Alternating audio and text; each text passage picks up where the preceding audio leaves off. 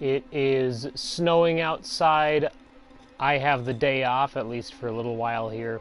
And I've decided that after playing the Crew Expendable DLC, which I posted on a video earlier today, that I wanted to start a Let's Play of Alien Isolation, one of my favorite games of the last couple years. So thank you for joining me. Alien Isolation is a horror game that pulls much of its gameplay and inspiration from the original Alien film of 1978 or 79. And I have beaten it already on hard mode on the PS3, but this is my first time playing it on the PS4, so I figured I'd give it a try. Head tracking, I don't have a PlayStation camera, and the head tracking and noise detection is kind of BS in my opinion. So start game, we're going to play on hard because it's the recommended way to experience the game. It's challenging and terrifying. I mean, if the game developers recommend you play it a certain way, then we're going to play it that way. Start new game. Yes, we really want to start a new game. Now, this room that I'm playing in is currently really well lit, so I'm actually turning the brightness up a little bit higher than what they recommend. According to their recommendation, I should have it about here. We're going to go there. So, here we go. I will stay for the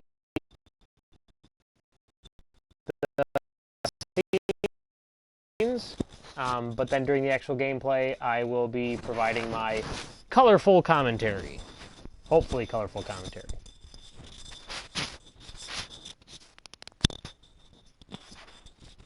And there should be a cutscene any second now. Here it is.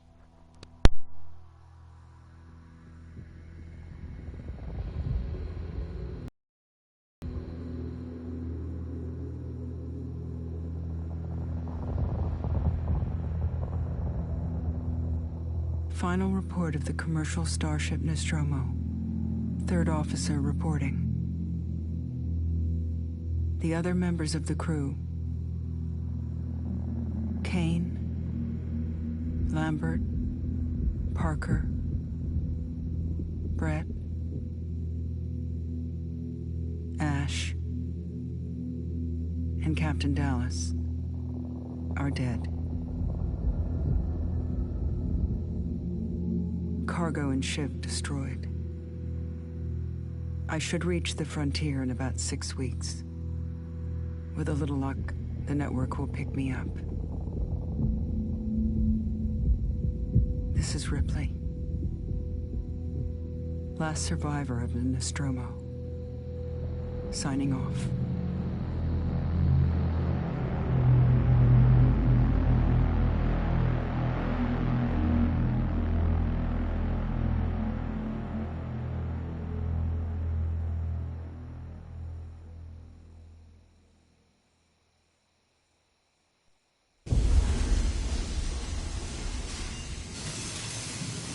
Ripley?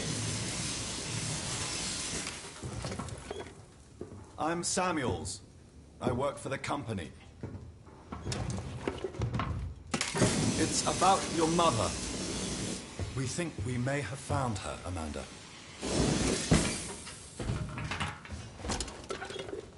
A commercial vessel, the Anesidora, has recovered what we believe to be the flight recorder unit of the Nostromo. Where? Zeta Reticula. What did it tell you? We don't know. The unit was taken to Sevastopol station. It's proprietorial material, so the company wants it to be collected as soon as possible. Sevastopol's a supply depot in the region. It's a permanent free port facility. I know what it is. Transit's arranged. There's a courier ship called the Torrens heading out that way in 2 days. We're going to travel out. We? Me and another exec. And you, if you're willing.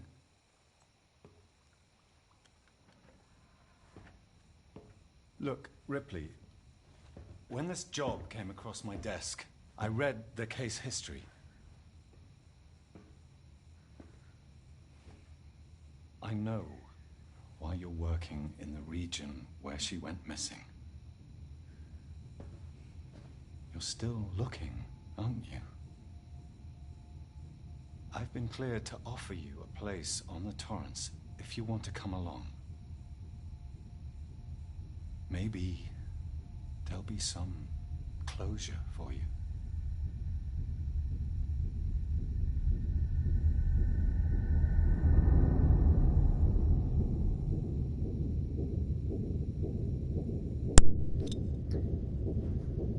So everybody's super sweaty in that opening cutscene. I've always thought that was kind of weird, how they chose with the models to make everybody look like they're constantly sweating. Waking up out of cryo sleep, slowly. So yeah, Alien Isolation. Love that intro. I love how it's pretty obvious that that guy is a synthetic. Like, you kind of get that idea from just his mannerisms, how he starts and how he talks. That's not really a spoiler. At least I don't think it is. I don't remember it being like a big reveal. So, Amanda Ripley. Ellen Ripley's daughter. Have to get dressed. Probably a good idea, considering I'm walking around in my skivvies. See if I remember where the get dressed prompt shows up. I think it's in here. Little toy robot. Yep, here it is. We got our shower.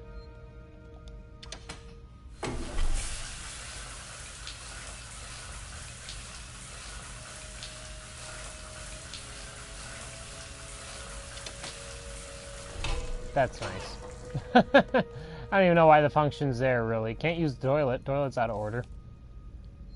And here we go.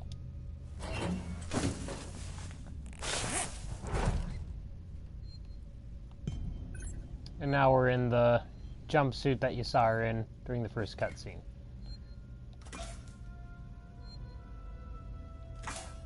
Oh, we can turn on and off this. So here you can see the characters, basically. Verlaine, Connor, Samuels, Taylor, Ripley. They'll all have some sort of use. So, and then the crew identifier, Verlaine and Connor, crew 1 and 2, that's captain and first mate of the Torrens, which is the ship that we're on. Samuels, Taylor, and Ripley have the WY, so Weyland-Yutani. So you know that there's 2 people who crew the ship, and everyone else here is here for the company. The good old-fashioned landline phone save points. Gotta love it. Yes, might as well. Save points also alert you if there are enemies nearby. See how it says please wait right there? If there's an enemy nearby, it'll alert me right there, which is nice. So then I know if I want to save, if the alien or an android or something is nearby, or if I want to wait on saving, that sort of thing. We're going to try out this terminal, see what it does. I honestly forget what the first few terminals in here do. Just missed you. I'll let you guys read that on your own. You can just pause the video and read that. Like I said, I've already played and beaten this, so I'm not too interested in reading everything. I did that the first time.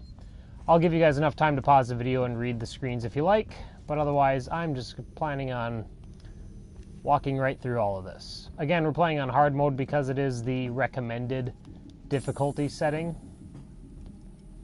And anytime a video game offers or signifies a certain difficulty setting as recommended, I always go with that, because I want to play the game the way the developers intend me to play the game. Ah, Ripley. Samuels, did you wake up early? Well, I don't really need as much sleep as the rest of you. I was just inspecting the Torrens facilities. A well-maintained ship. I realize it's a very similar model to... The Nostromo. Yes, M-Class. A later pattern, but close in spec. I've worked engineering jobs on ships like this. Of course. Is Taylor up yet? She's not a seasoned traveler. Hypersleep may have been punishing for her. Haven't seen her. I'll go check on her. So they make special note here to signify that this ship, the Torrens, has very similar specs to the Nostromo. When I first played this game, I thought they would not call special attention to that unless you spent time on the Torrens doing things, you know, like actually playing the game on the Torrens. So I assumed the first time I played this game that that the final act of Alien Isolation would take place on the Torrens, and it would be the alien stalking you through the Torrens, just like how the alien in the original movie stalked Ripley through the Nostromo. I was kind of right. That, the light snapping on there always kind of gets me. I love the steam coming out of there, the mist. But yeah, I was kind of right, and if you've already played and beaten this game, or if you're familiar with how it ends, oh, I already came that way, then you know what I'm talking about. You do return to the Torrens. It's not for the final act of the game, though. It's for a different length of time. I will try not to spoil anything. Try not to. I did play this game over the course of a few months, because again, playing on hard difficulty is... Good morning. Ripley, it's certainly not good, and I very much doubt it's morning either. Sorry. I feel like death. I don't know how you people put up with hypersleep regularly. You get used to it. I don't do long haul very often. Most legal execs don't travel further than the coffee machine. I'm surprised Weyland-Yutani felt the need to send legal at all. The loss of the Nostromo and its cargo cost the company a lot of money. It's important we find out what happened. If I can close the case with a conclusive accident report, it'll look great with my superiors. I'm sorry. That was insensitive. Realize your mother has been missing for 15 years, and you... It's okay. We'll both get what we want, right? Have you seen Samuels? He's probably been up for hours.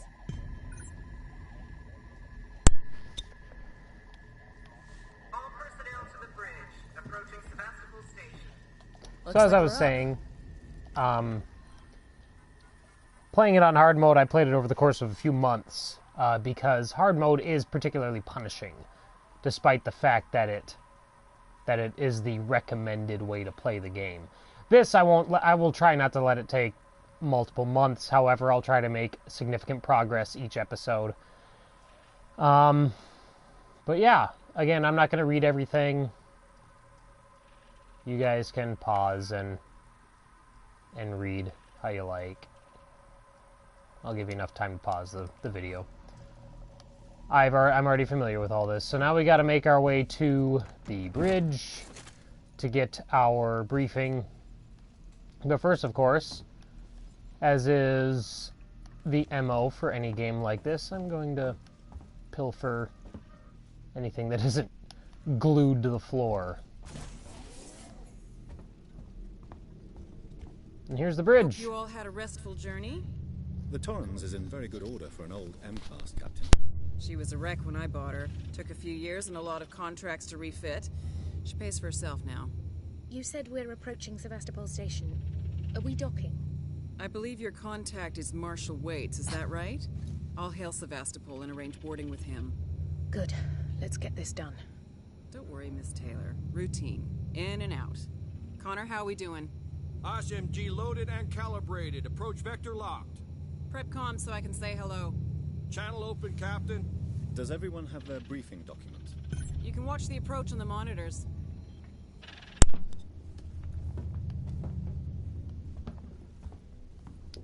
So now the Torrens is approaching the space station where the flight recorder from the Nostromo is waiting. That's at Sevastopol, the supply station. Can we see it? Switch to monitors.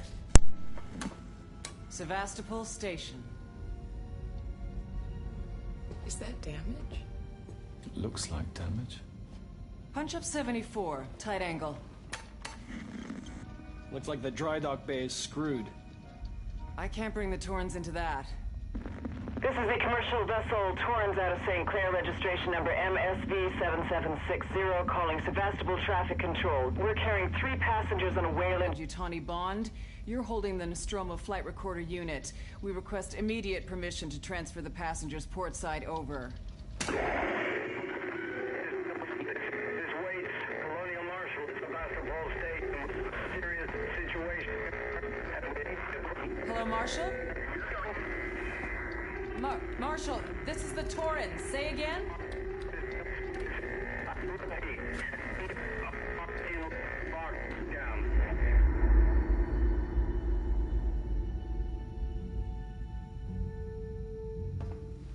The station's comms seem pretty screwed up, so I fitted Samuel's suit with a radio booster. I can only keep the Torrens in transit for 24 hours. You'll have heard from us by then. Safe trip.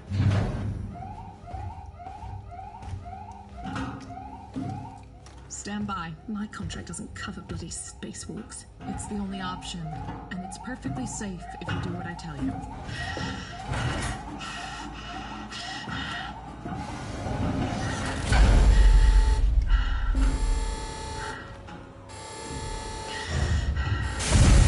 Depressurizer. Oh, fuck.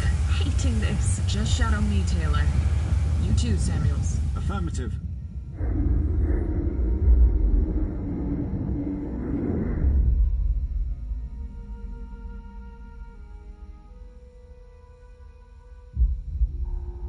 Fuck happened here? My God, Ripley. You're doing good, Taylor. Just keep moving. Taylor, Ripley, hold on.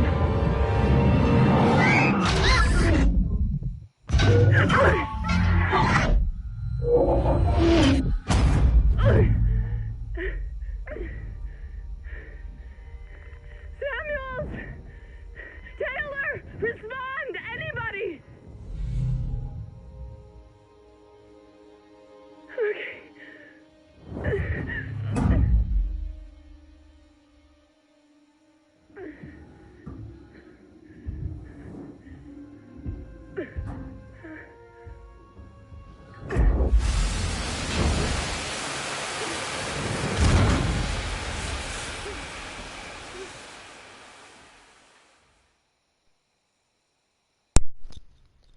Okay, so, and just like that, we're on our... I love the whole, you see how heavy that spacesuit is when she activates the airlock and then just slams the floor. It doesn't even bounce at all, just hits the floor and stays solid. Like that, there's a certain clunkiness to the Alien universe and the future that it projected that I just absolutely love, this industrial feeling. All right. So here we go, officially in our first mission. Once it loads and saves and loads. Wow, a lot of... There we go.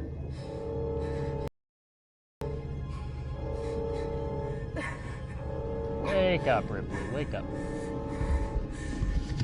So yeah, Amanda Ripley, who's just along for the ride to grab the black box, was suddenly the person kind of in charge for that little trek across space. It's a good thing she was, because if she was in the back, she'd have wound up somewhere else and possibly dead. That's got to be...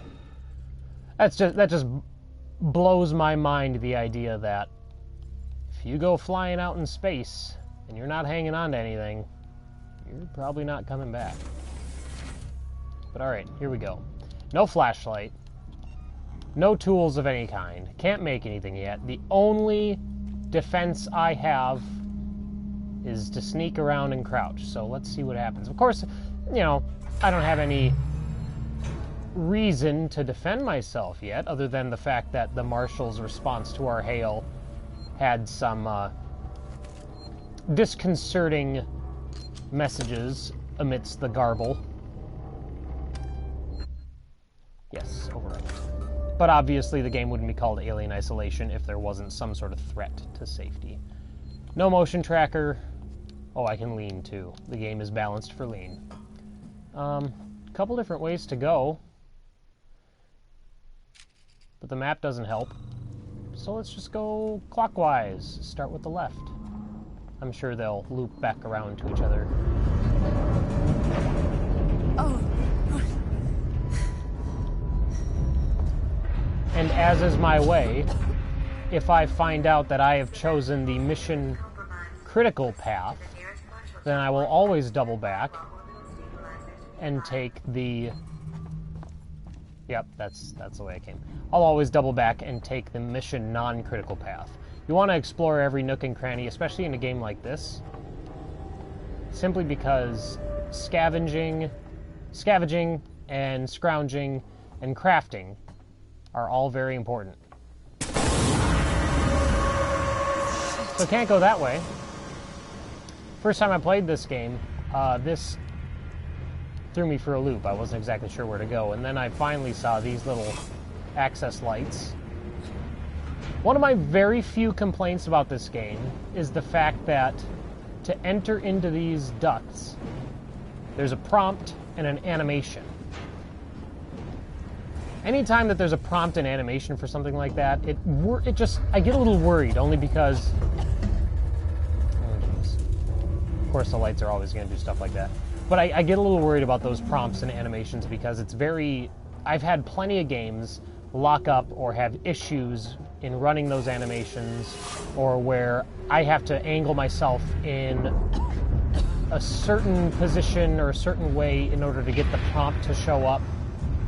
And in a game like this, where you're pretty frequently on the run from one or more threats, that's just another thing to worry about. And honestly, I wish they would have just made it so you could go in and out of those ducts without having to do that. But that's just a nitpick from an experienced gamer. I say experienced, not expert. Very different. Folder corrupted. That one's no good. Shared. Decommissioning. Go ahead and read. Have fun. And another corrupted folder. So Sevastopol is obviously not in prime working condition, as we can tell from our short time on here already. I mean, obviously this is like some general maintenance stuff going on. Whoa! Whoa! But speaking of not prime working condition...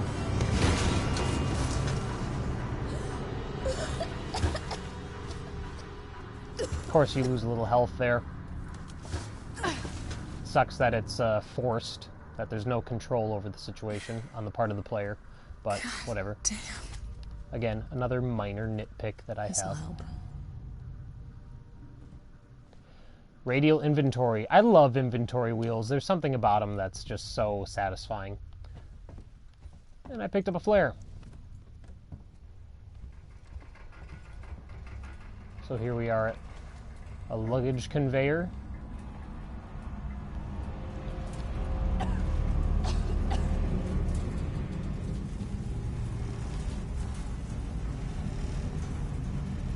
You always know a working Joe. Someone new. Yeah. The working Joes are the synthetics on Sevastopol Station. They are maintenance and routine task synthetics. They accomplish, menial tasks around the station and that sort of thing. Obviously, those messages imply that there's something going on with the synthetics. And for most of you, if you've already played this game or you're familiar with it already, then you know exactly what that is. Let's sneak through here and see what's on this side. As long as you are crouched and sneaking, she will automatically... Whoop, it's a little worrying. She will automatically duck underneath small passages, such as under a table or a desk or something like that. So she'll automatically crouch even lower, like that, and make her way through. So I picked up some Compound B, which is one of a number of components that we will be collecting as we go. One game that I've been playing recently via PlayStation Now, which is the video game streaming service on the PlayStation Network, is Last of Us. I've been revisiting that. And that game introduced a crafting system that a lot of games have been very smart in copying. Alien Isolation is one of those games that... I'm going to turn off the radio. Alien Isolation is one of the games that copies the crafting system to a certain degree, in that there are a number of small, simple items that you can craft, each with different uses. And as you go through the game... Anyone here? And as you go through the game, you can upgrade each of those items to have increased effectiveness. This is obviously the main entrance, or the foyer, or whatever you want to call it, of a space station, because there's a big model of the space station right there, and of course we know that those sort of things would obviously be where guests would, the first place that guests would enter. Like if you think of like a library or a museum or something like that. Anyway, this copies the Last of Us crafting system to a certain degree. Another game that did it to great effect was, oh yeah, there's the map. Another game that did it to great effect was Resident Evil Revelations 2, which is a phenomenal game. I highly suggest, if you're a fan of the Resident Evil series, to give that one a try. Maybe I'll even do a few videos of RE Rev 2, simply because it's so much fun. And maybe I can convince my wife to play with me, since it's a pretty good co-op game. We're gonna save.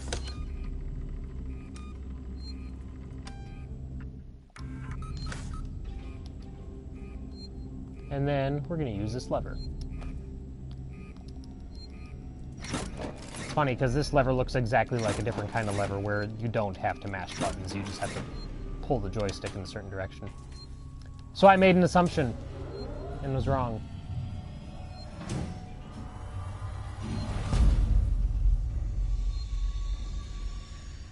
So stuff's turning on. And now we can access this terminal. Sevastolink! Moved our stash. Blah, blah, blah. 0340, blah, blah, blah. Goodbye from Siegson. Public notice. The decommissioning of Sevastopol Station. It's a key plot point there. Kill the power. Harris, Turner, get back here now. We have a track somewhere in engineering. Lock the terminal down, kill the power, and don't forget your reports. Make them thorough. We're gonna need our paperwork to be bulletproof when this shit's over. Waits up. And Power Junction D13 departures. Restore power. Yeah, let's do that. Ah, everything's lighting up. I'm going! Okay. That's different. So we know that other people are here despite the silence and isolated feeling, oh, did you see what I did there, that we've had thus far. Now I could explore this way, which leads to the passenger lounge, but judging by the fact that people were running down here, the game wants me to go in this direction. So in this direction we shall go.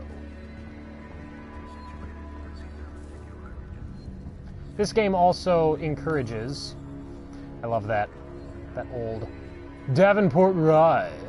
On your way back to Thetis, toast your return with Davenport Rye. This game also greatly encourages doubling back and covering old ground, as there are areas of the ship that are inaccessible when you first find them, such as this. Oh, hang on. This is actually that passcode, I think. What was it? 0340. So that worked. Okay, so not such as this. But sometimes you'll come across a locked door that says, ooh, learn how to build a med kit. That says, ion torch needed, or plasma torch needed, or something like that. Or, whatever the other thing is. I can't remember now. So you'll find those early on before you even get the plasma or ion torches. And so when you finally find those devices, the game won't necessarily bring you back there through the course of the story. And that's locked.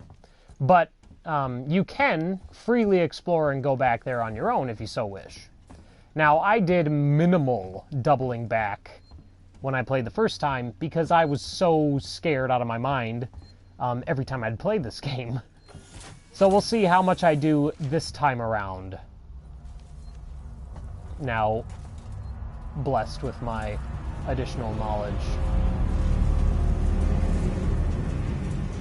So stuff's going off. It sounds like the transit system is still working. We're going to build a med kit real quick. So on the left-hand side, you see all the different components we can get. Ethanol, charge pack, blasting cap, sensor, blah, blah, blah. And then this center area are the components required to build the item that we have selected. We are building the medkit. Calling it a medkit is, oh, yeah, we want to duck under this. Calling it a medkit is being generous. It's really not a full kit. It's just like a little injector that you stab in your arm, and then you feel better. You know, medical science. All right. Finding my junk. All right, now into the passenger lounge. What the hell happened here? Well, let's find out.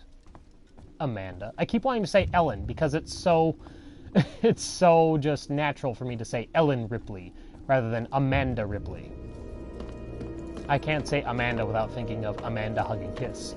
That Simpsons quote. Okay, like right there, door locked. So obviously that we're going to do something at some point to unlock it. Ion torch required.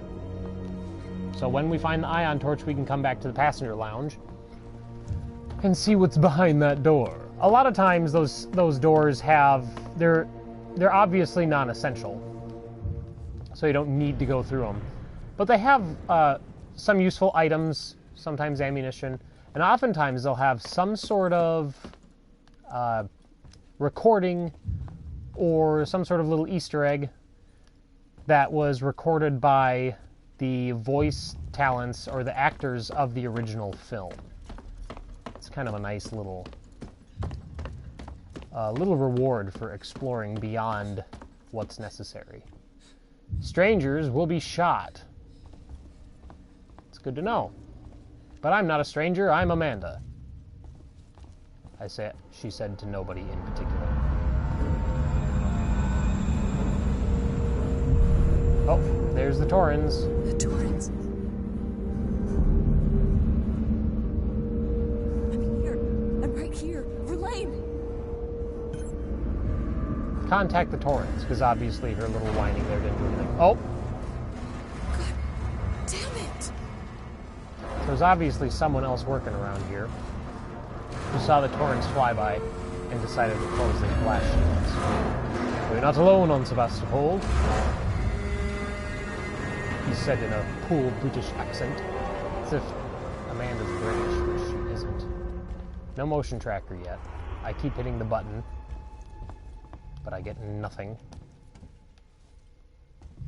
So we're gonna go the only way that we can go. Cool thing to note is that when the level designers were creating this game, can I go in there? Restore power. Nope. When the level designers were creating the environments in this game, they did so modeling only components, materials, and objects that were available in 1978, I think is when this movie came out. So only stuff that was available when the original film released. So everything about this game is going to look as authentic as possible compared to that original film. Before I restore power, I'm going to sneak around a little bit and see what I got. Nothing. Okay, some air hockey. So I always thought that was really cool, the fact that they took into account everything that was required, or everything that was used for the original film. So you don't see any, like, LCD screens or anything like that. All the monitors are big fat CRTs. Look at that, that's an arcade cabinet. Sevastopol officially has a better arcade than most cities in North America. I said most. That's worrisome.